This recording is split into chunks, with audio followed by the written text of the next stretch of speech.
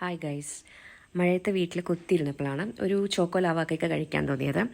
എന്തായാലും നമുക്ക് Bournvita lava cake ഉണ്ടാക്കി നോക്കാമെന്ന് ഞാൻ വിചാരിച്ചു. ഓക്കെ, സോ 2 സ്പൂൺ ബോൺവീറ്റ എടുത്തിട്ട് ഒരു പാത്രത്തിലേക്ക് ഇടുന്നു. അത് കഴിഞ്ഞ് ആശീർവാദിൻ്റെ ആട്ടയില്ലേ, അത് 1 സ്പൂൺ. ഓക്കെ, അത് 1 സ്പൂൺ അതിലേക്ക് ഇടുന്നു. പിന്നെ പഞ്ചസാര നമുക്ക് എത്ര മധുരം വേണോ അതിനനുസരിച്ച് ഇടാം. ഈ ക്വാണ്ടിറ്റിക്ക് 2 സ്പൂൺ പഞ്ചസാര മതിയാവും. സോ ഞാൻ ജസ്റ്റ് 2 സ്പൂൺ പഞ്ചസാര അതിലേക്ക് ഇടുന്നു. അതിനുശേഷം പിന്നെന്താ, നെയ്യ്. അതായത് ശരിക്കും വേണ്ടത് ബട്ടറാണ് വേണ്ടത്. പക്ഷേ ബട്ടർ ഇല്ലാത്ത കാരണം ഞാൻ നമ്മുടെ മിൽമയുടെ നെയ്യില്ലേ, അത് ഇത്തിരി ഇതിലേക്ക് ഒഴിച്ചു കൊടുക്കണു. വേണമെങ്കിൽ നമുക്ക് ഈ നെയ്യ് ഉരുക്കിയിട്ടും ഇതിലേക്ക് നമുക്ക് ഇട്ട് കൊടുക്കാം. ഇനി നമ്മളിതിലേക്ക് തിളപ്പിച്ച പാല് കുറച്ച് ഇളം ചൂടോടെ അതിലേക്ക് ഒഴിച്ചു കൊടുക്കുന്നു. എന്നിട്ട് ഇത് നമ്മൾ നന്നായിട്ട് ബീറ്റ് ചെയ്യണം. ഞാൻ ജസ്റ്റ് ഇത് സ്പൂൺ വെച്ചിട്ട് ഇളക്കിയതാണ്. സ്പൂൺ വെച്ച് നല്ലോണം ഇളക്കിയിട്ട് ഈ ഒരു പരുവത്തിലേക്ക് അത് എത്തിച്ചു.